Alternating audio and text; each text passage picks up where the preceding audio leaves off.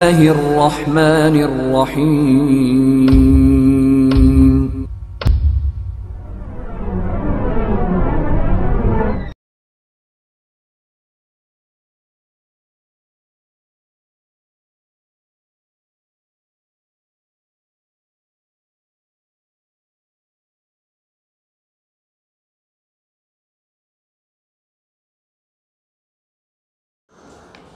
अल्हम्दुलिल्लाहि रब्बिल आलमीन वस्सलातु वस्सलामु अला सय्यिदिल अंबिया वल मुरसलीन व अला आलिहि व अस्हाबिहि अजमईन अम्मा बाद अऊज़ु बिल्लाहि मिनश शैतानिर रजीम बिस्मिल्लाहिर रहमानिर रहीम लक़द कान लकुम फ़ी रसूलिल्लाहि उस्वतुन हसनह रब्बि इश्रह ली सदरी व यस्सिर ली अमरी वहलुल उक़दतम मिन लिसानी यफ़क़हू क़ौली रब्बि ज़िदनी इल्मा।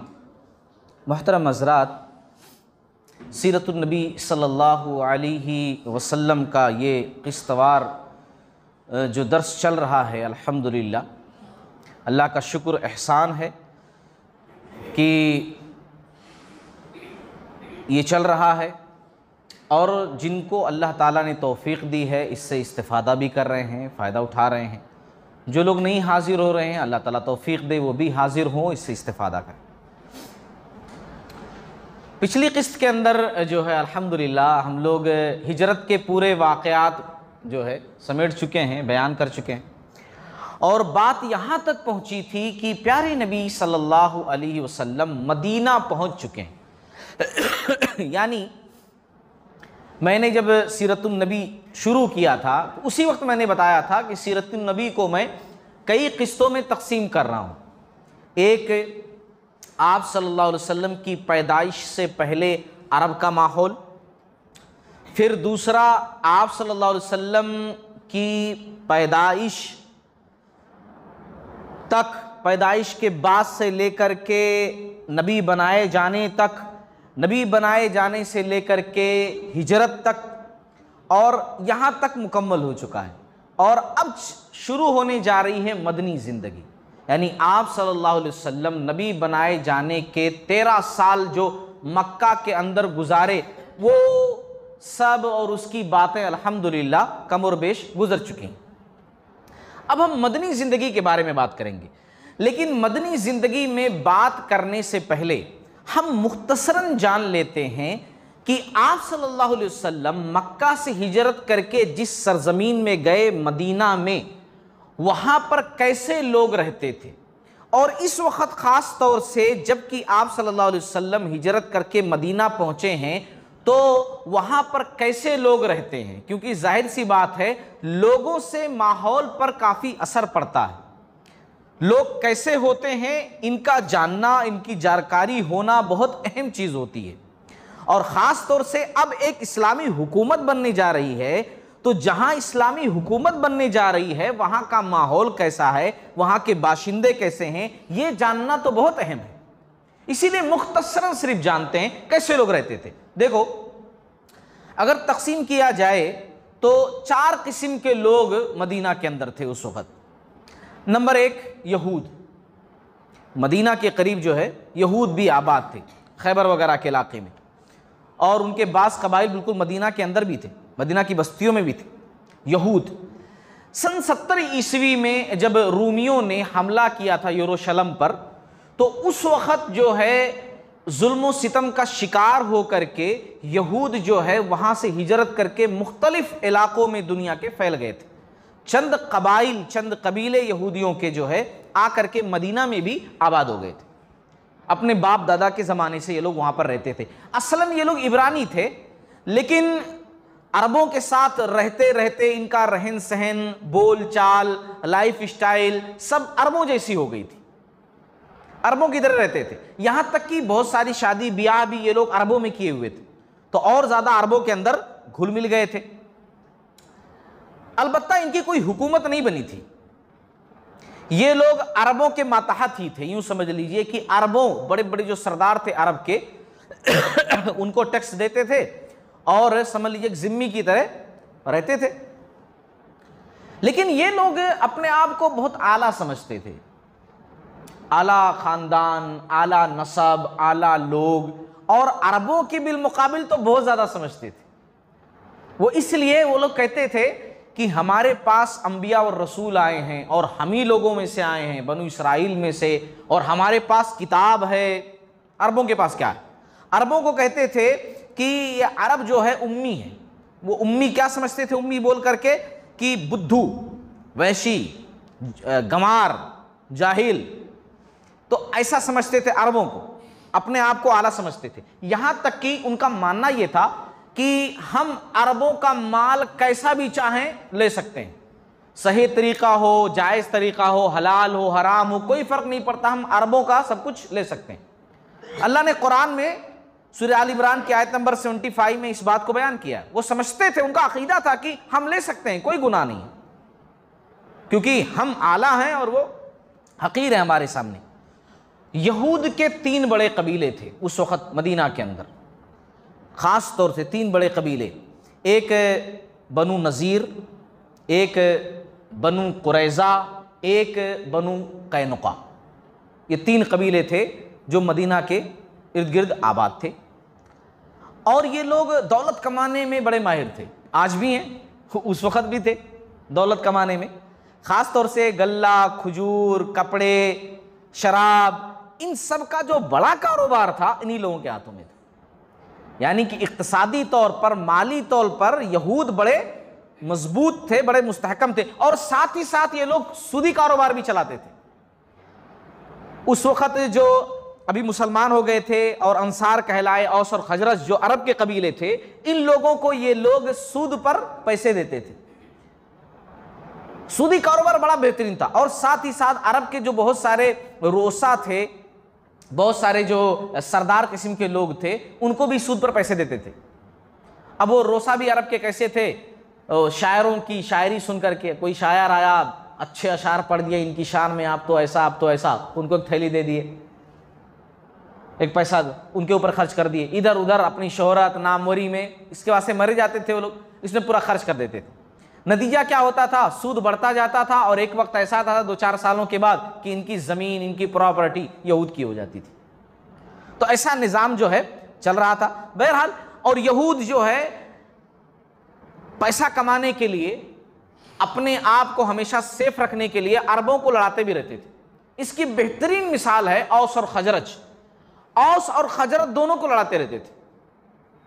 अब बनु कैनुका जो कबीला था यहूदियों का, वो जो है खजरज का हलीफ था कि हम तुम्हारे साथी हैं, और बनु कुरैज़ा, बनु नज़ीर, ये दोनों लोग औस का सपोर्ट करते थे। इनके पास पैसा खत्म हो गया तो हमसे ले लो सूद पर पैसे, उनके पास खत्म हो गया तो हमसे ले लो सूद पर पैसे, दोनों को पैसे दे करके लड़ाते रहते थे। जंगे बुआस इसकी मिसाल है। और अपना बैठ करके आराम से तमाशा देखते थे।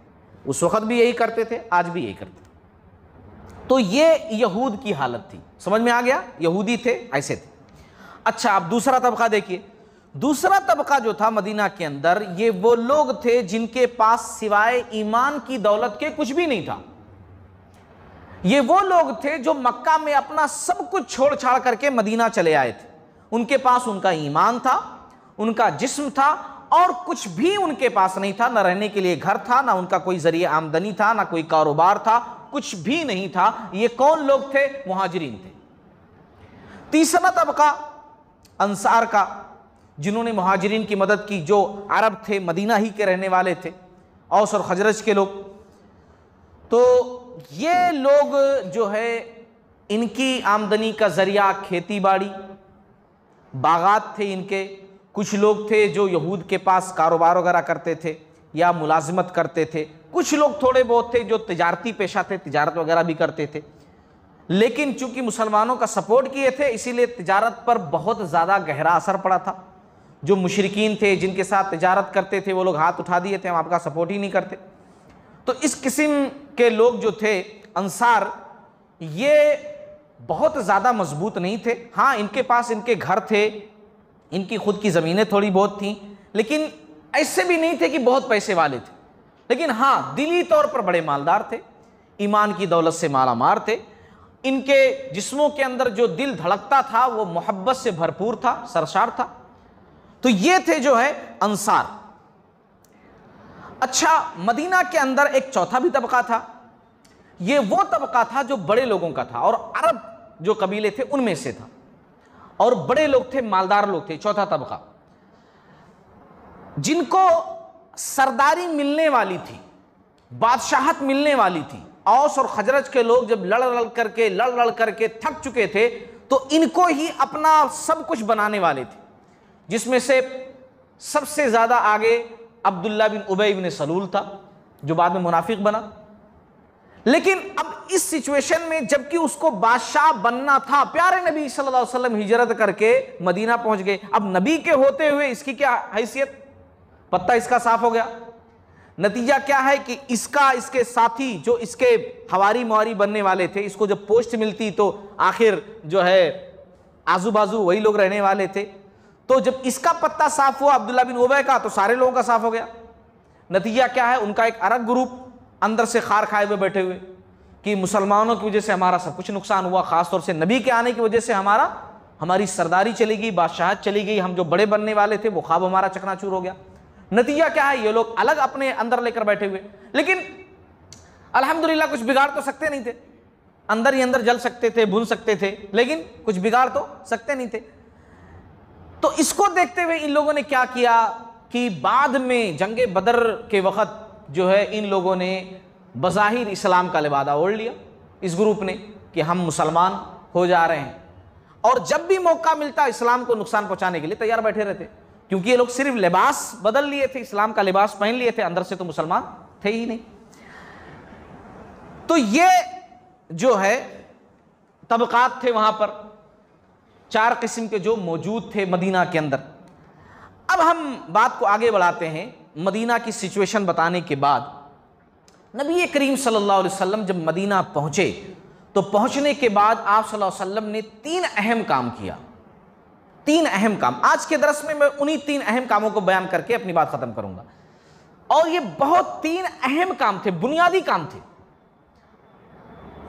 सबसे पहला काम आप सल्लल्लाहु अलैहि वसल्लम ने किया कि मस्जिद नबवी की तामीर की, मस्जिद बनाई। सबसे पहला काम, जिस जगह आप सल्लल्लाहु अलैहि वसल्लम की ऊंटनी जाकर के बैठी थी, वो जगह असाद बिन ज़ुरारा के ज़ेरे परवरिश 2 यतीम बच्चे थे, सहल और सुहेल, उनकी थी। आप सल्लल्लाहु अलैहि वसल्लम ने उन लड़कों को बुलाया, ज़मीन के बारे में बात की।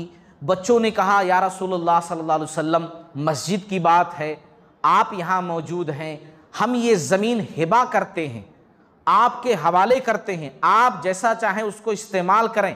आप सल्लल्लाहु अलैहि वसल्लम ने कहा कि नहीं, इस तरीके से मैं ज़मीन नहीं ले सकता। ख़ानदान वालों को बुलाया, बच्चों के, बनु नज्जार जो आप सल्लल्लाहु अलैहि वसल्लम के भी रिश्तेदार होते थे, उनको बुलाया, ख़ानदान वालों से बात की, चलो ये बच्चे हैं, कल के दिन ये ना कहें बच्चों से बात कर ली, बड़ों से पूछा नहीं। बड़ों को बुला करके बात की। बड़ों ने कहा, या रसूलुल्लाह सल्लल्लाहु अलैहि वसल्लम, आप क्या बात कर रहे हैं कीमत की, अल्लाह की कसम हम इसकी कीमत अपने अल्लाह से मांगते हैं, हम अल्लाह से इसकी कीमत लेना चाहते हैं, अल्लाह से ले लेंगे। आप सल्लल्लाहु अलैहि वसल्लम ने कहा कि नहीं, ऐसा है कि अबू बकर से कहा, अबू बकर, ज़मीन की जो मार्केट वैल्यू है उसके हिसाब से कीमत इनको अदा कर दो। कीमत जो है आप सल्लल्लाहु अलैहि वसल्लम ने दे करके वो ज़मीन हासिल की। फिर उसके बाद ज़मीन तो मिल गई, अब मस्जिद बनाना है। तो रबीउल अव्वल के अंदर, हिजरत का पहला साल 622 ईस्वी, रबीउल अव्वल का महीना और हिजरत का पहला साल 622 ईस्वी, मस्जिद बननी शुरू हुई। आप सल्लल्लाहु अलैहि वसल्लम ने अपने दस्ते मुबारक से उसकी बुनियाद रखी, काम शुरू हुआ। मस्जिद की तकमील जो है शव्वाल यकुम हिजरी अप्रैल 623 ईस्वी को पूरी हुई, मस्जिद का काम मुकम्मल हुआ। कुछ मस्जिद के बारे में जान लेते हैं। अनस रज़ी अल्लाह ताला अन्हु मस्जिद की तामीर के सिलसिले में बयान करते हुए कहते हैं कि मस्जिद की जो ज़मीन थी वहाँ पर मुशरिकों की कब्रें भी थीं। वो ज़मीन बिल्कुल एकदम परफेक्ट नहीं थी कि कुछ भी ना हो, एकदम खाली पड़ी हुई है चटियल मैदान, नहीं, वहाँ मुशरिकों की कब्रें भी थीं। कुछ खंडर भी थे, टूटी फूटी इमारतें गिरी पड़ी वो भी थीं। चंद खजूर के दरख्त थे उस ज़मीन पर। पानी का एक चश्मा था ज़मीन से निकलता हुआ, लेकिन उस वक़्त खुश्क पड़ा हुआ था, ऐसा लगता था पानी सूख गया है। आप सल्लल्लाहु अलैहि वसल्लम ने सबसे पहला काम ये किया कि कब्रों को यहाँ से निकाल करके दूसरी जगह मुंतकिल करो, यानी उन कब्रों को खोदो, जो हड्डियां मिलें, आसपास की ज़मीन यानी मिट्टी, वो लेकर के दूसरी जगह ट्रांसफ़र करो। ज़रूरत पड़ने पर ऐसा किया जा सकता है, शरीयत का उसूल है। बल्कि ग़ज़वे उहद का आप तज़करा पढ़ेंगे तो उसमें आपको मिलेगा चंद सहाबे किराम ने ऐसा भी किया कि अपने वालिद साहब को एक कब्र से निकाल कर दूसरी कब्र में मुंतकिल किया। ग़ज़वे उहद के मौके पर हुआ ऐसा था कि सब थके हुए भी थे, हालात भी वैसे थे, 70 सहाबे किराम शहीद हो गए थे, तो एक कब्र के अंदर दो दो लोगों को भी दफन किया गया था। बाद में उनके बच्चों ने क्या किया, भाई वालिद साहब को निकाल करके दूसरी जगह दफन किए। तो ज़रूरत पड़ने पर ऐसा किया जा सकता है, शरअन जायज़ और दुरुस्त है। मैंने अपनी ज़िंदगी के अंदर देखा है, बचपन के अंदर जब मकतब में मैं तालीम हासिल करता था, हमारे यहाँ की जामे मस्जिद बन रही थी, तो ये शोर व गुल मचा कि जब तौसी कर रहे हैं मस्जिद की तो एक खबर निकल आई। वहाँ के सबसे बूढ़े आदमी से गाँव के पूछा गया, यहाँ किसी की तदफीन हुई थी क्या इस ज़मीन में? आज हम तौसी कर रहे हैं, मस्जिद को कुशादा कर रहे हैं, तो अंदर से कब्र हड्डियाँ मिल रही हैं बुनियाद की खुदाई के वक्त। तो बुजुर्ग ने कहा, हाँ 100 साल पहले की बात है, हमारे बचपन में बताए थे एक साहब कि उन्होंने फलां साहब जो है दफन हुए थे यहाँ पर। अच्छा, तो फिर हमारे यहाँ के जो मुफ्ती थे, तो अल्लाह ताला ने अपने पास बुला लिया, अल्लाह ताला उनकी क़ब्रों को रोशनी से भर दे। उन्होंने फतवा दिया, उनसे फ़ोन पर बात की गई, फतवा उन्होंने दिया कि हाँ इस तरीके से किया जा सकता है। उनकी कब्र खोदी गई, हड्डियाँ निकाली गई, वहाँ की मिट्टी भी आसपास की जो थोड़ी बहुत है कब्र की निकाली गई, और फिर उसके बाद ट्राली के ज़रिए से ले जा करके असल कब्रस्तान में मुंतकिल किया गया। प्यारे नबी सल्लल्लाहु अलैहि वसल्लम ने कहा कि ये मुशरिकीन की जो कब्रें हैं उठा करके दूसरी जगह इनको कर दो। जो खंडर वगैरह थे उनको कहा उठा करके सब बराबर करो, और खजूर के जो झाड़ थे उनको काट करके कहा कि क़िबले की साइड में जो है खजूर के दरख्त लगा दो, उनकी जगह पर काट दो, और फिर लाइन से क़िबले की साइड में खजूर के तनों को ऐसा सीधा सीधा लगा दो। अच्छा, उस वक़्त क़िबला कौन सा था? बैतुल मुक़द्दस था, जो मदीना से शुमाल में पड़ता था, तो उस साइड में जो है लगा दी गई। आप सल्लल्लाहु अलैहि वसल्लम मस्जिद की तामीर में खुद भी शरीक हुए। ऐसा नहीं कि ऑर्डर दे दिए मस्जिद बनाओ मैं बैठा हुआ हूँ, ऐसा नहीं, बल्कि हम उस नबी के उम्मती हैं कि जिनका उसवा तरीक़ा ये रहा है कि हर चीज़ में खुद शामिल होते थे। सिर्फ इस्लाम के उसूलों को कह करके नहीं बताया हमारे नबी ने, बल्कि प्रैक्टिकल करके बताया। आप सल्लल्लाहु अलैहि वसल्लम जब सफ़र में होते थे तो सफ़र में भी जब काम लोगों को होते थे तो अपना भी काम बांट लेते थे कि भाई मैं भी लकड़ी लाऊंगा या फलां चीज़ इकट्ठा करूंगा या फलां चीज़ इकट्ठा करूंगा, खुद भी काम करते थे। ये हमारे नबी का उसूल है, उसवा है, तरीक़ा हमारे नबी का, ये हमेशा हमें ख्याल रखना चाहिए। हम उस नबी के उम्मती। तो प्यारे नबी सल्लल्लाहु अलैहि वसल्लम खुद काम करते थे, सहाबे किराम दूर दूर से पत्थर लेकर के आते थे, हमारे नबी भी लेकर के आते थे, हमारे नबी भी लेकर के आते थे। और आप सल्लल्लाहु अलैहि वसल्लम जो है काम करते करते अशार पढ़ते थे सहाबे किराम को जोश दिलाने के लिए, ताकि सहाबा और जोश में काम करें। आप सल्लल्लाहु अलैहि वसल्लम कहते जाते थे काम करते हुए, अल्लाहुम्मा ला आइशा इल्ला आइशल आखिरा फग़फिर लिल अंसारी वल मुहाजिरा, ए अल्लाह जिंदगी तो बस आखिरत की जिंदगी है, बस अंसार और मुहाजिरीन को बख्श दे। सही बुखारी की हदीस। आप सल्लल्लाहु अलैहि वसल्लम बार बार ये अशार पढ़ते जाते थे और जोश में सहाबे किराम और ज़्यादा काम करते जाते थे। बहरहाल 35 मीटर लंबी और 30 मीटर चौड़ी बुनियाद डाली गई और उस पर जो है मस्जिद की तामीर शुरू हुई। उसके ऊपर पत्थर है, ईंट है, कच्ची ईंट थी जिससे तामीर हुई। छत की ऊंचाई जो है तकरीबन 5 हाथ थी, तकरीबन या उससे कुछ ज़्यादा। मस्जिद की तामीर के लिए सहाबे किराम दूर से पत्थर लेकर के आते थे और कच्ची ईंटों का भी इंतज़ाम किया गया था। मस्जिद के 3 दरवाजे बनाए गए। बाजू उसके जो थे, जिनको चौखट वगैरह बोलते हैं, ये जो बाजू जो रहते ना दरवाज़ों के, वो पत्थर के थे, यानी पत्थर के लगाए गए। अच्छा, उसमें दरवाज़ा नहीं था, मतलब ये जो रहता ना खोलना बंद करना, ये नहीं था, बस 3 दरवाजे जो है बना दिए गए। सही बुखारी की हदीस है।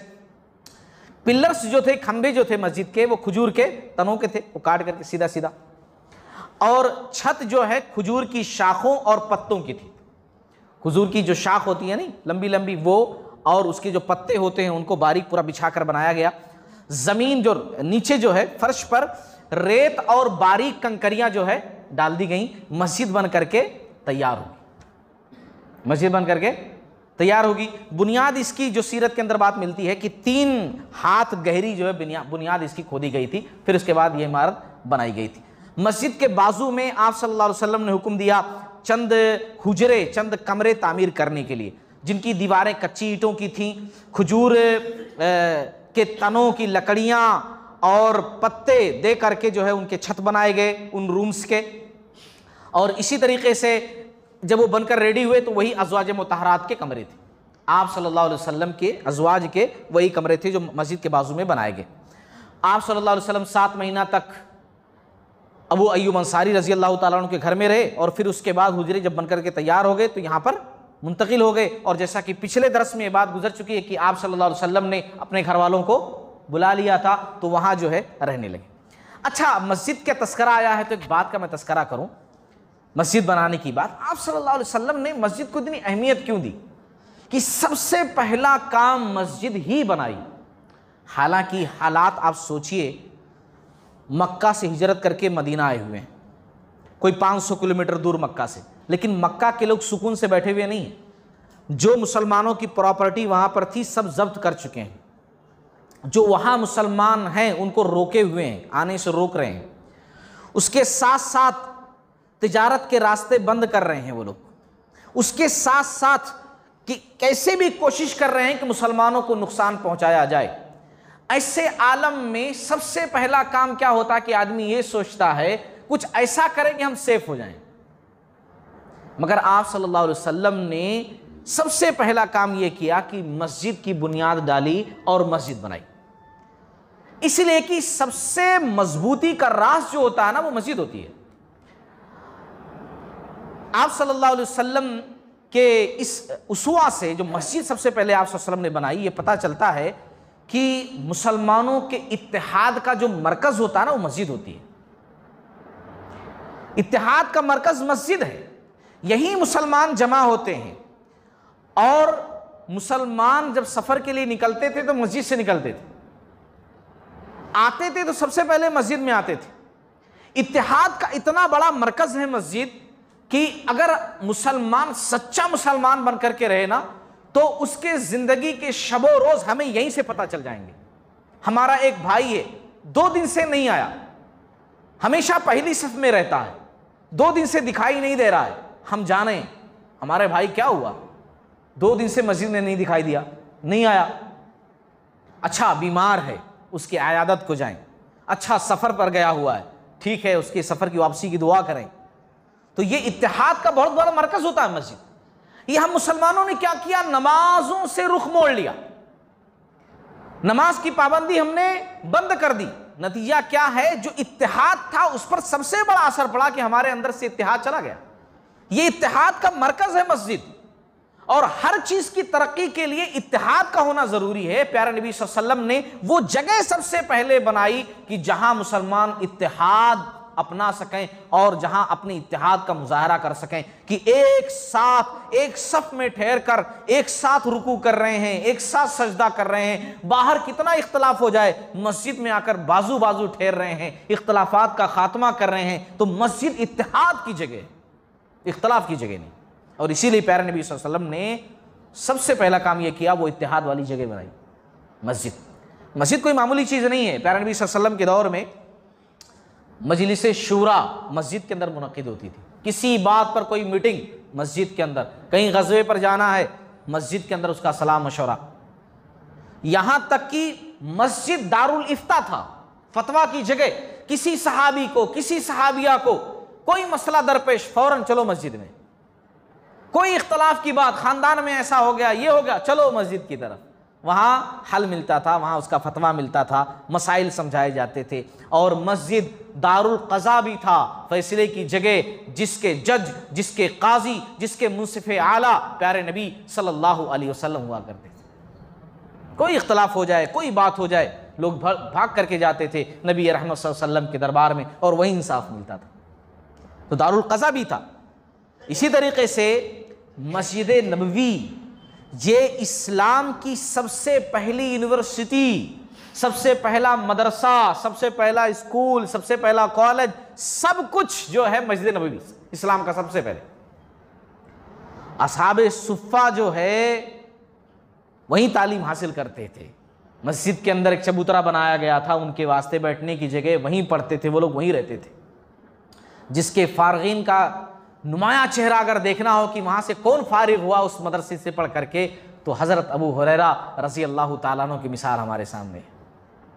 वो अबू हुरैरा रज़ी अल्लाह ताला अन्हु कि जिनका नाम लिए बगैर शायद ही कोई दरस मुकम्मल होता हो, शायद ही कोई खुतबा मुकम्मल होता हो, शायद ही कोई इस्लामी बैठक, इस्लामी मजलिस मुकम्मल होती हो उनका नाम लिए बगैर। वो अबू हुरैरा रज़ी अल्लाह ताला अन्हु उसी मदरसे के फारिगुत तहसील थे जो मस्जिद के अंदर बनाई गई थी। मस्जिद और मदरसे का बड़ा गहरा ताल्लुक है, बहुत ही गहरा ताल्लुक है। ये मदरसे के लिए अलग बिल्डिंग, ये तकरीबन मेरी जानकारी के हिसाब से दूसरी तीसरी या चौथी सदी में शुरू हुआ दूसरी बिल्डिंग बनाने का, कि मदरसे के लिए दूसरी जगह ली जाए, खाली मदरसा बनाया जाए। तीसरी चौथी सदी ईस्वी में ये सब शुरू हुआ, सदी हिजरी में, ईस्वी नहीं हिजरी, मैं हिजरत की बात कर रहा हूँ, हिजरे वाले साल की। वरना मदरसे में ही सब कुछ होता था, मदरसे के अंदर ही हदीस की तालीम दी जाती थी, मदरसे के अंदर ही तफसीर की तालीम दी जाती थी, मदरसे के अंदर ही इस्लामी तालीम दी जाती थी। मस्जिद के अंदर जो मदरसा होता था उसके अंदर सब कुछ किया जाता था। ये बाद में ऐसा हुआ कि अलग से मदरसा बनाया जाने लगा, बिल्डिंग बनाई जाने लगी, फिर ऐसा रिवाज हुआ, इस तरीके सारे सिस्टम जो है किए गए, वरना सब कुछ मस्जिद से। लेकिन हम लोगों ने आजकल क्या किया मुआशरे के अंदर कि कितने मसाजिद आप देखेंगे कब्रों से जोड़ दिया गया, कब्र मस्जिद, मस्जिद कब्र। प्यारे नबी सल्लल्लाहु अलैहि वसल्लम ने सबसे पहला काम क्या किया था कि मस्जिद का कब्र से जर्रा भी ताल्लुक ना हो, कब्र खुलवा करके निकलवा दी थी। क्योंकि जहां मस्जिद से जो है जर्रा भी अटैचमेंट कब्र का हो गया तो शिरक का जरिया यहीं से पैदा होता है। मस्जिद एक अलग चीज है, कब्र एक अलग चीज है, मगर वो सिस्टम ऐसा बनाया गया बाद के माहौल में कि कब्र मस्जिद, मस्जिद कब्र, ये सिस्टम बना दिया गया, जो कि गलत था। प्यारे नबी सल्लल्लाहु अलैहि वसल्लम के दौर में हम जा करके देखें तो मस्जिद का दूर दूर तक ताल्लुक जो है कब्र से नहीं है ना, कब्र का ताल्लुक मस्जिद से। क्योंकि आप सल्लल्लाहु अलैहि वसल्लम की हदीस है, आप सल्लल्लाहु अलैहि वसल्लम ने फरमाया कि जो है रुख, अपना चेहरा कब्र की तरफ चेहरा करके नमाज पढ़ना ही नहीं है। और कितनी मस्जिदें आप देखेंगे उनके किबले साइड में ही कब्र मौजूद है। चलो जायज़ की हद तक जायज़ करार दे देते हैं मुफ्तियान कराम इस बेस पर कि दूसरी तरफ है ना वो जाए नमाज का हिस्सा नहीं है, यानी मस्जिद जहाँ सजदा करते हैं उसका हिस्सा नहीं है। अच्छी बात है, जायज़ और दुरुस्त है। लेकिन कितनी मस्जिदें ऐसी हैं कि हैदराबाद वगैरह के अंदर भी आप देखेंगे जो बिल्कुल कब्र आपको मस्जिद के अंदर नजर आएगी, मस्जिद के अंदर कब्रें मौजूद, फलां साहब की कब्र है, फलां साहब की कब्र है, फलां साहब की कब्र है। तो अटैचमेंट जो है कब्र और मस्जिद का नहीं है, बल्कि मस्जिद और मदरसे का है असल चीज़। आप सल्लल्लाहु अलैहि वसल्लम ने जो है मस्जिद बनाई और मदरसा बनाया, और मदरसे के अंदर जो है असहाब सुफ़ा जो है वो तालीम हासिल करते थे। अच्छा, हमारे यहाँ भी अल्हम्दुलिल्लाह उसी की एक शक्ल मौजूद रहती है। सुबह शाम मस्जिदों के अंदर बच्चों का मदरसा चलता है। कोई ये ना कहे कि ये भी एक बिदात है, नहीं, मदरसा आप सल्लल्लाहु अलैहि वसल्लम के दौर में था और उसी का एक चेहरा जो है हमारे पास भी नज़र आता है मदरसों की शक्ल में, जो मस्जिद के अंदर कायम किया जाता है। अच्छा, मस्जिद का एक किरदार और भी था, बहुत नुमाया किरदार। वो ये था कि मस्जिद के अंदर बसा औकात कैदी भी लाए जाते थे। कैदी, हालांकि कैदी को जेल बना करके अलग डाला जा सकता है ना, मगर ऐसा भी हुआ है प्यारे नबी सल्लल्लाहु अलैहि वसल्लम की ज़िंदगी में कि कैदी को लाया गया और मस्जिद के सुतून से बांध दिया गया। और कैदी कौन है? गैर मुस्लिम है, उसने इस्लाम कबूल नहीं किया है, मगर मस्जिद के खंबे से बांधा हुआ है। समामा बिन उसाल रज़ी अल्लाह तआला अन्हु जो बाद में मुसलमान हुए, उनका बड़ा मशहूर वाक़या है। इमामा के गवर्नर थे, इनके हाथों कितने सारे सहाबे किराम शहीद हुए। इनके इलाके में जब भी कोई सहाबी चला जाता, इनकी पकड़ में आ जाता तो पकड़ करके कत्ल कर देते, शहीद कर देते सहाबी को। अच्छा, एक मरतबा ये खाने काबा जा रहे थे, मुशरिकीन भी हज करते थे ना उस वक्त, जा रहे थे। प्यारे नबी सल्लल्लाहु अलैहि वसल्लम को पता चला, सहाबे किराम को पता चला, इनको पकड़ा गया, क्योंकि कई सहाबे किराम के कातिल थे, ये कत्ल कर देते थे लोगों को। ये इनको पकड़ा गया, इनकी बारी थी, पकड़ करके ला करके मस्जिद के खंबे से बांध दिया गया। प्यारे नबी सल्लल्लाहु अलैहि वसल्लम जब भी नमाज के लिए आते पूछते, समामा कैसे हो, समामा कैसे हो? आप सल्लल्लाहु अलैहि वसल्लम ऐसा पूछते, समामा कहते, गिरफ्तार करके पूछते हो कैसा हूँ? गिरफ्तार किया है, बांध दिया है और पूछ रहे हो कैसा हूँ? आप सल्लल्लाहु अलैहि वसल्लम साहब किराम से कहते, कोई तकलीफ तो नहीं दी? कुछ मारा पीटा तो नहीं है? साहबे किराम कहते हैं नहीं या रसूलुल्लाह सल्लल्लाहु अलैहि वसल्लम, सिर्फ पकड़ा है, लाकर यहाँ बांध दिया ताकि भाग ना सकें, बस कोई तकलीफ नहीं दी। बड़ा मशहूर वाक़या है। समामा भी आला नस्ब के थे, वो कहते कि अगर मुझे कत्ल कर दो तो मैं उसका हकदार हूँ, मैंने तुम्हारे लोगों को बहुत कत्ल किया है, तो कत्ल कर दो तो कत्ल के बदले कत्ल जायज़ है, तुम जो कर रहे हो वो सही है, लेकिन अगर माफ़ कर दो तो मैं एहसान फरामोश नहीं हूँ, मैं भी एहसान का बदला एहसान के साथ चुकाऊँगा। बात को आगे बढ़ाऊँ मैं, अल्लाह के नबी सल्लल्लाहु अलैहि वसल्लम ने एक मरतबा तो यहाँ तक कहा कि समामा वो जब गिरफ़्तार किए थे उसी लम्हों में, उन्हीं औकात में आप सल्लल्लाहु अलैहि वसल्लम ने एक मरतबा कहा समामा मेरी तरफ देखो, तो समामा गुस्से में थे उस वक़्त, कहा कि मैं आपकी तरफ नहीं दे सकता। यहाँ तक कह दिया नौज़ बिल्लाहि मिन ज़ालिक सुम्मा नौज़ बिल्लाहि मिन ज़ालिक कि आपका चेहरा सबसे बदसूरत चेहरा मेरे नज़दीक। सोचिए वो चेहरा कि जिसको देख करके अबू बकर सिद्दीक़ रज़ी अल्लाह ताला अन्हु अपनी भूख प्यास भूल जाया करते थे, वो चेहरा कि जिसको देख करके सहाबे किराम की ज़िंदगियों में सुकून आ जाता था, उस चेहरे के बारे में समामा कह रहे हैं कि सबसे नौज़ बिल्लाहि ज़ालिक ख़राब सूरत है, ख़राब चेहरा है। आप सल्लल्लाहु अलैहि वसल्लम मुस्कुराए, कुछ नहीं कहा, जाने दिया। फिर उसके बाद कहा कि एक फिर आए नमाज में, कहा कि समामा बस्ती मेरी मदीना देखो, तो कहा मदीना मैंने रूम ईरान बड़ी बड़ी सल्तनतें देखी हैं, बस्ती नहीं मैंने सल्तनतें देखी हैं, छोटी सी बस्ती क्या देखूं मैं, तुम्हारी छोटी सी बस्ती है। आप सल्लल्लाहु अलैहि वसल्लम फिर भी कुछ नहीं बोले, यहाँ तक कि वो सहाबा जो गुस्से में थे इनके अल्फाजों की वजह से, नबी की शान में गुस्ताखी की वजह से, बस एक इशारा हो तलवार निकले इनकी गर्दन कट जाए, मगर आप सल्लल्लाहु अलैहि वसल्लम ने उन्हीं सहाबा से कहा रस्सियाँ खोल दो, छोड़ दो, जाने दो। समामा कहते हैं, सीरत की किताबें बड़े मालूम होगा, समामा कहते हैं कि मैं जब छूट करके वहां से निकला और यमामा की तरफ में भागा जब, तो मैं सोच रहा था कि बड़े बड़े हुक्मरानों से मिला, जर्नेल, कर्नेल, लीडर, कायद, इतने बड़े बड़े लोगों से मिला, इतने बड़े दिल वाला बंदा तो आज तक मैंने नहीं देखा। इतना सब कुछ बोलने के बावजूद, इतना सब्र, इतना ज़ब्त, इसके लोगों को मारा फिर भी सब्र, छोड़ दिया मुझे। ये सोचते सोचते मैं एक बाग में पहुंचा, वहाँ गुस्ल किया, दोबारा पलट करके आया और देखा प्यारे नबी सल्लल्लाहु अलैहि वसल्लम अपनी मस्जिद के अंदर कच्ची ज़मीन पर बैठे हुए हैं, सहाबे किराम बैठे हुए हैं। आप सल्लल्लाहु अलैहि वसल्लम ने निगाह उठाई, सामने समामा को देखा और कहा समामा अब क्यों आए हो, हमने तो तुमको छोड़ दिया था, हमने तो तुमको रिहा कर दिया था, अब आने की ज़रूरत क्या थी। समामा ने कहा कि आपने छोड़ा कब था, छोड़ा ही कब था, अब मैं आपके पास आना चाहता हूं, अब मैं मुसलमान होना चाहता हूं, आपके साथ रहना चाहता हूं, और फौरन कलमा पढ़ करके मुसलमान हो जाते। अल्हम्दुलिल्लाह। तो ये वाक़या जो मैं आप लोगों को सुना रहा हूं, इसलिए सुना रहा हूं कि देखो गैर मुस्लिमों का भी रब्त मस्जिद से होना चाहिए, और वो रब्त किस तरीके से होना चाहिए, हालात के एतबार से, कि उन्हें मस्जिदों के ताल्लुक़ से जो कन्फ्यूज़न होती है ना, वो कन्फ्यूज़न मिटानी चाहिए। आज भी मेरी जानकारी के मुताबिक जो किताबें पढ़ करके मुझे मालूम है, अल्लाह से दुआ कीजिए मुझे भी अल्लाह ताला जो है वो मंज़र दिखाए, वो जगहें दिखाए, आप सबको दिखाए अल्लाह रब्बुल आलमीन।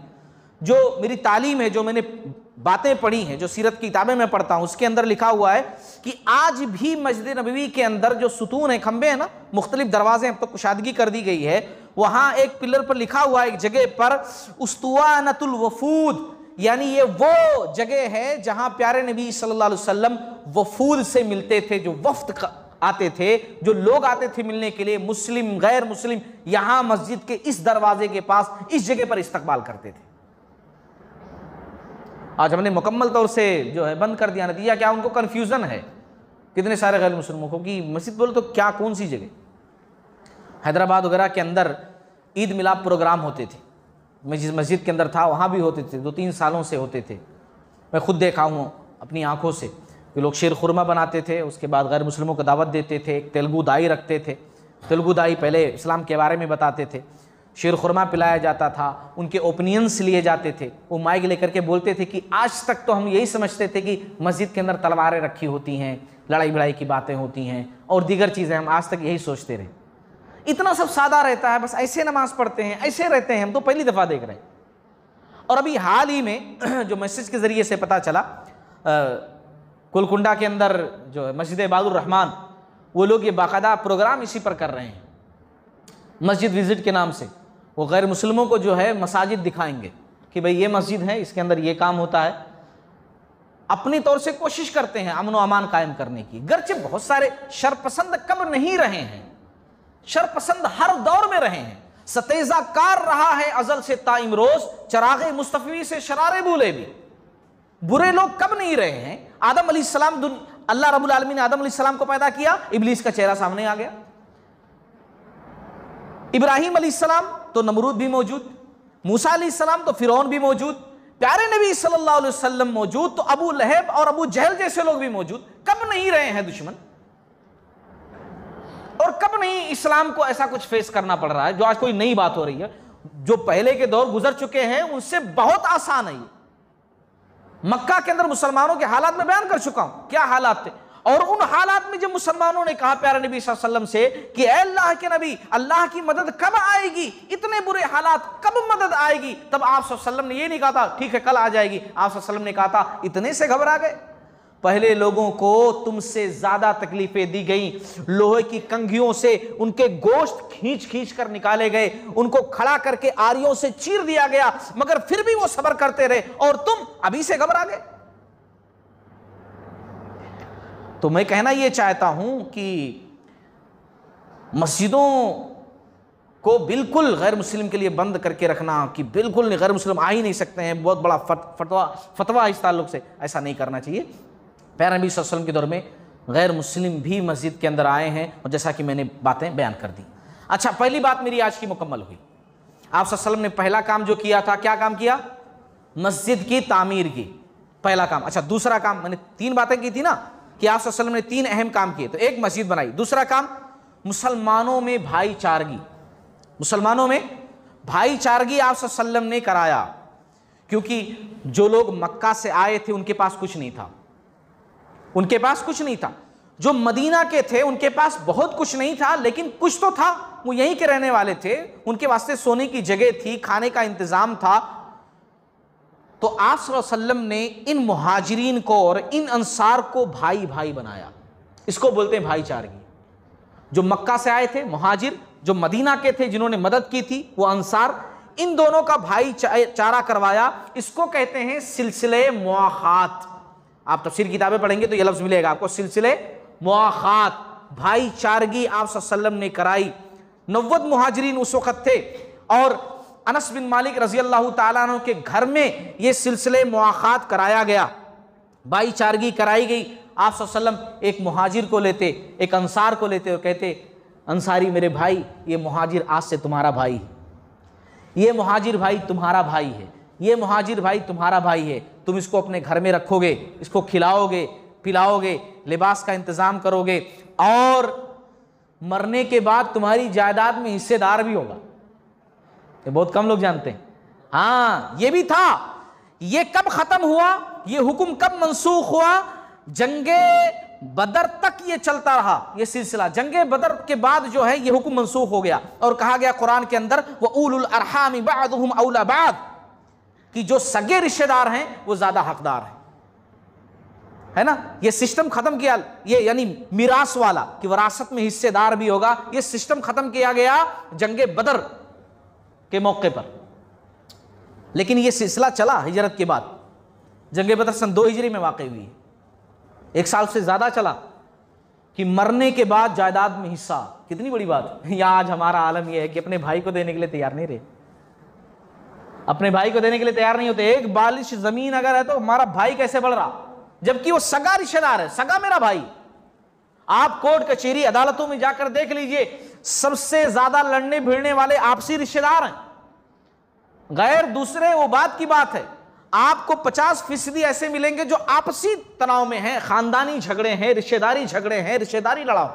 और वो कैसा माहौल होगा जहां प्यारे नबी सल्लल्लाहु अलैहि वसल्लम जो है मुआखात करा रहे हैं, भाईचारा करा रहे हैं, भाईचारा करा रहे हैं। सोचिए कितनी बड़ी बात। तो आप सल्लल्लाहु अलैहि वसल्लम ने भाईचारा कराया। अच्छा, इस तरीके से अंसार मुहाजिरीन भाई भाई बन गए, है ना, भाई भाई बन गए। और अंसार ने भरपूर मदद भी की। इस तरह मदद की, ऐसा मंजर शायद दुनिया में पहली दफा देखा गया पूरी इंसानियत में। खाली उस वक्त की बात मैं नहीं कर रहा हूं, शायद पूरी इंसानियत में ऐसा मंजर पहली दफ़ा देखा गया होगा कि एक अंसारी कहता है कि ऐ अल्लाह के नबी सल्लल्लाहु अलैहि वसल्लम, मेरे 2 बाग हैं, एक बाग मैं अपने मुहाजिर भाई को देना चाहता हूँ, इसको दे देता हूँ। 2 बाग हैं, एक मेरा रहेगा, एक इसके पास रहेगा, एक से मेरा काम चलेगा, एक से इसका काम चलेगा। एक अंसारी आता और कहता है अल्लाह के नबी सल्लल्लाहु अलैहि वसल्लम, मेरे 2 घर हैं, एक घर अपने भाई को दे रहा हूँ, एक घर में मैं रहूँगा, एक घर में मेरा भाई रहेगा।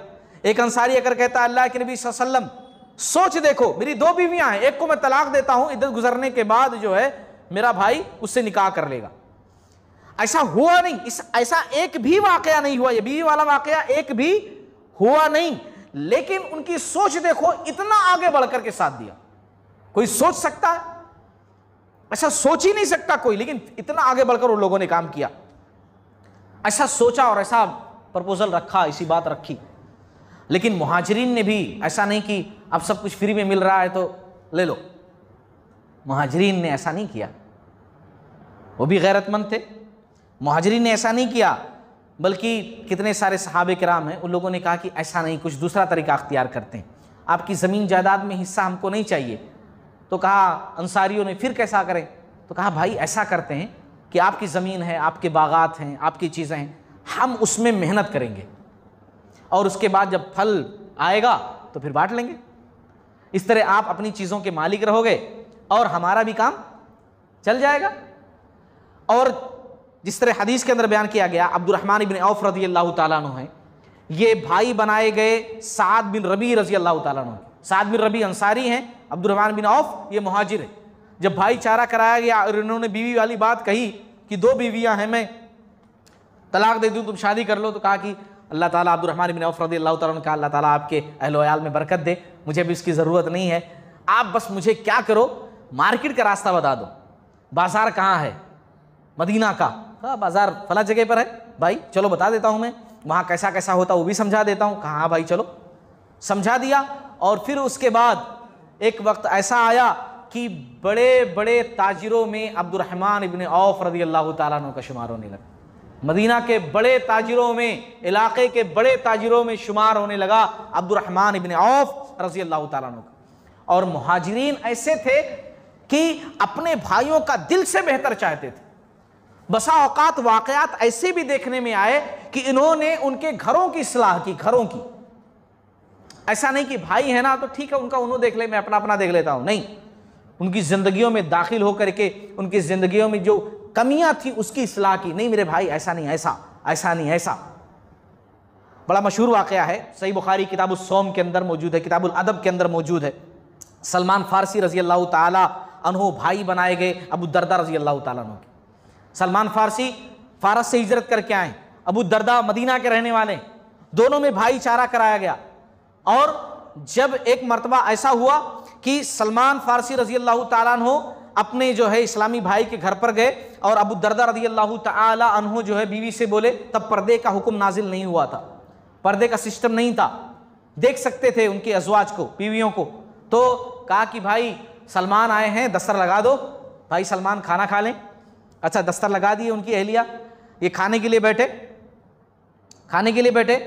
अच्छा उससे पहले बीवी से मिले थे, थोड़ा सा और आगे जहन को लेकर जाइए, जब घर पर गए इनके तो सबसे पहले मुलाकात इनकी बीवी से हुई थी, अबू दरदा रज़ी अल्लाह ताला अन्हु के। और उनकी बीवी जो थी वो मैले कुचैले कपड़े में रहती थी, कोई तैयारी व्यारी नहीं, बाल समेटे हुए नहीं। तो सलमान रज़ी अल्लाह ताला ने कहा कि क्या बात है अबू दरदा भाई, घर पर रहते हैं और आप ऐसी रहती हैं? इस्लाम का उसूल तो ये नहीं है, इस्लाम तो कहता है शौहर घर पर है, बन सवर करके रहो, और आप तो ऐसे ही रहती हैं। तो कहा कि एक ही जुमला उन्होंने कहा कि ऐसा है भाई कि आपके भाई जो अबू दरदा है ना, उन्हें मेरी ज़रूरत ही नहीं है, तो क्या फ़ायदा सजने संवरने का। इससे सब कुछ समझ गए उन्होंने, और मैं समझता हूँ आप लोग भी समझ गए होंगे, इससे समझ गए सब कुछ। तो इसीलिए जब दस्तर बिछाया गया, खाने पर बैठे, तो अबू दरदा रज़ी अल्लाह ताला नहीं बैठे। इन्होंने कहा अबू दरदा भाई आइए खाना खाइए ना। तो कहा कि नहीं वो मैं नफली रोज़े से हूँ, नफिल रोज़ा मैंने रखा है। तो कहा अच्छा जब तक आप आकर के नहीं खाओगे ना तब तक मैं भी खाना शुरू नहीं करूँगा, मैं भी नहीं खाऊँगा। अब इतना मानते थे, इतना जानते थे कि वो भी आकर बैठ गए।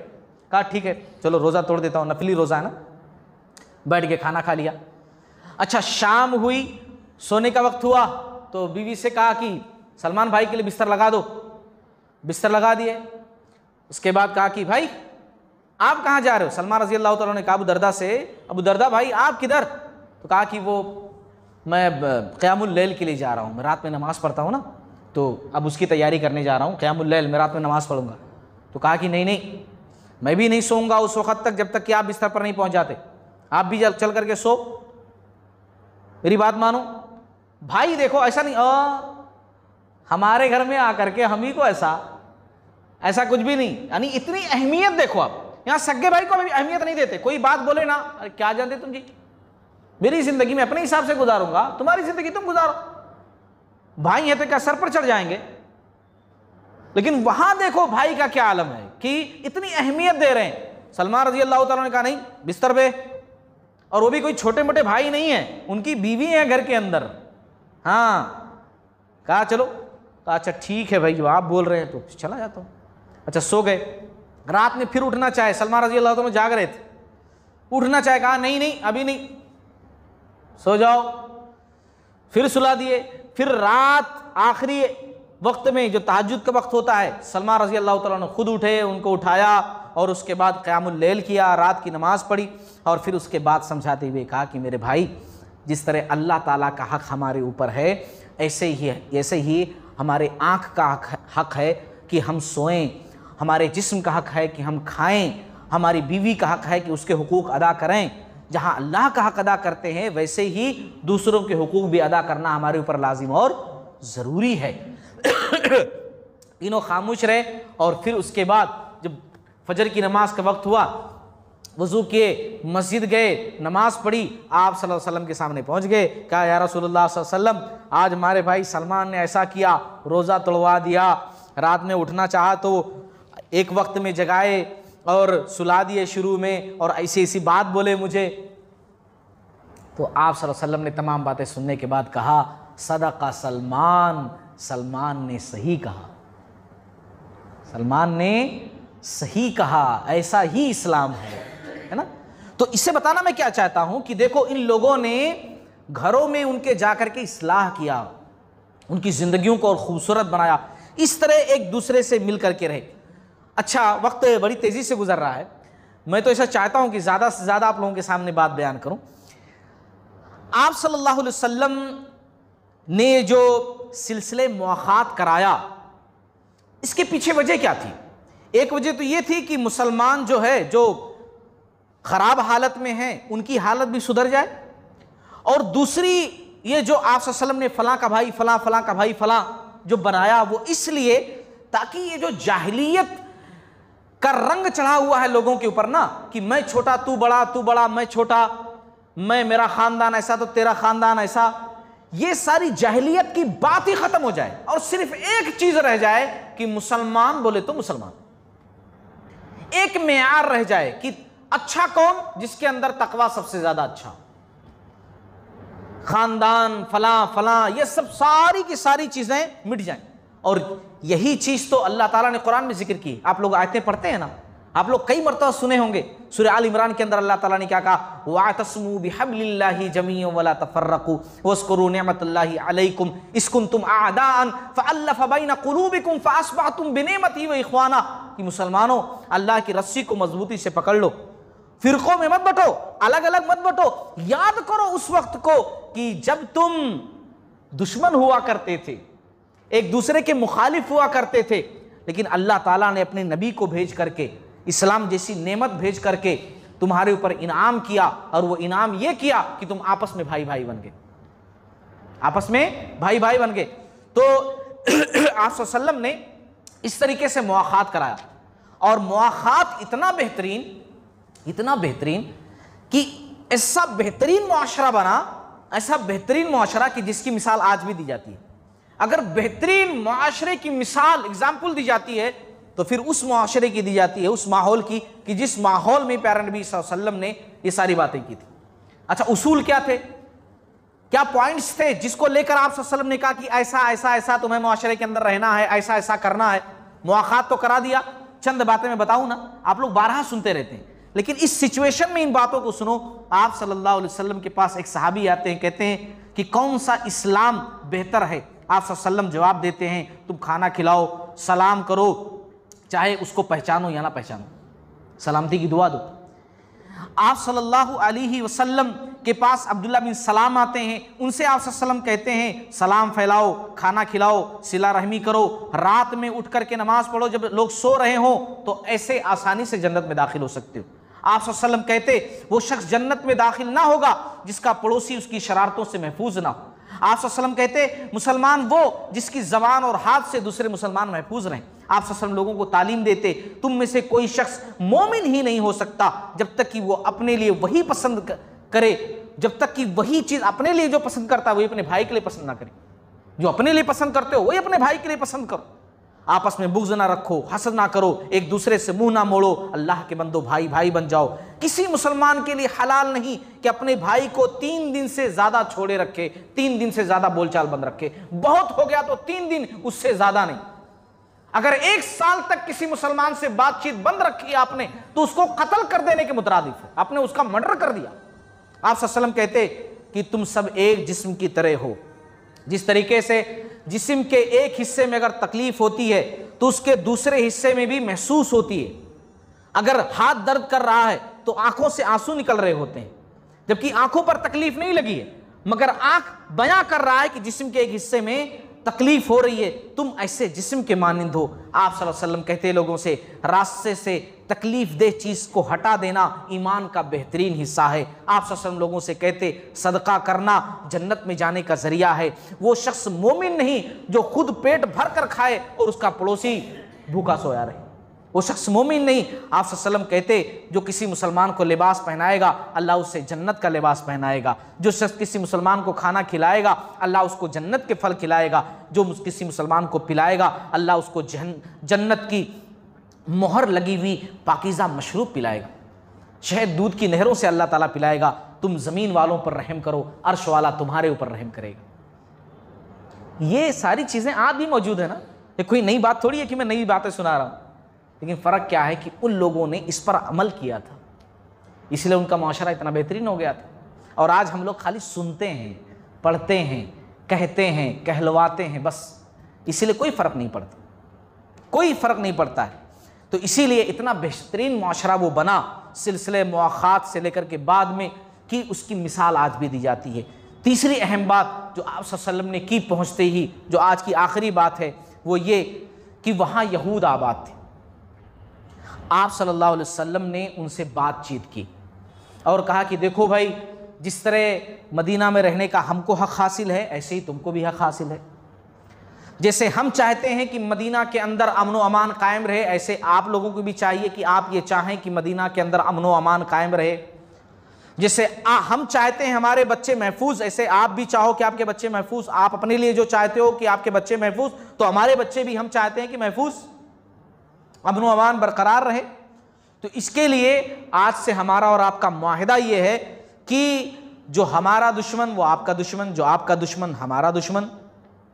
आप अपना कारोबार करो, हम अपना कारोबार करेंगे। हम पर हमला होगा, आप हमारी मदद करेंगे। आप पर हमला होगा, हम आपकी मदद करेंगे। और जंग जब होगी तो जितना हम जो है लगाएंगे अपना रुपया पैसा और सब कुछ, ऐसे आपको भी लगाना पड़ेगा। जंग में हम एक दूसरे के मुआविन और मददगार रहेंगे। इख्तलाफात की सूरत में जज जो है, प्यारे नबी सल्लल्लाहु अलैहि वसल्लम यानी आप सल्लल्लाहु अलैहि वसल्लम ने कहा कि मैं रहूँगा, और आप सल्लल्लाहु अलैहि वसल्लम ने कहा कि दुश्मनों को आप पनाह नहीं दोगे। तो इस तरीके से आप सल्लल्लाहु अलैहि वसल्लम ने उनसे अहदो पैमान किया, है ना। इस अहदो पैमान किया। हमारा दीन हमें सिखाता है कि हम जहाँ रहें मिलजुल करके रहें, है ना, हालात को देखते हुए मिलजुल करके रहें। जिस तरह आप सल्लल्लाहु अलैहि वसल्लम यहूदियों से मिले, आसपास के कबाइल थे, उनसे भी आप सल्लल्लाहु अलैहि वसल्लम ने मुआहिदा किया और बातचीत की, आपस से जोड़ा, अपने आप को मजबूत किया।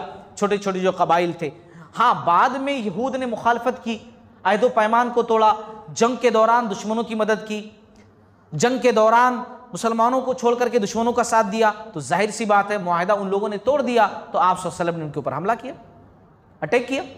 वो जब तक मुआहिदे पर कायम रहे आप सल्लल्लाहु अलैहि वसल्लम ने अपनी तरफ से उनके ऊपर कुछ हमला नहीं किया। मगर जब उन लोगों ने मुआहिदा तोड़ा, वो भी जंग की हालत में, तो आप सल्लल्लाहु अलैहि वसल्लम ने उनको सजा दी, और यह अल्लाह का हुक्म था। तो गर्ज की इस तरीके से आप सल्लल्लाहु अलैहि वसल्लम ने एक इस्लामी रियासत की बुनियाद डाली, जहां मुसलमान आज़ाद थे, मक्का की तरह घुट घुट कर जीने पर मजबूर ना थे। ना सताए जा रहे थे, बल्कि आज़ाद थे, और जिसके हुक्मरां हज़रत मोहम्मद सल्लल्लाहु अलैहि वसल्लम थे। इसके बाद की बात है इंशाअल्लाह हम अगली किस्त के अंदर रखेंगे। अल्लाह ताला कहने सुनने से ज़्यादा अमल करें।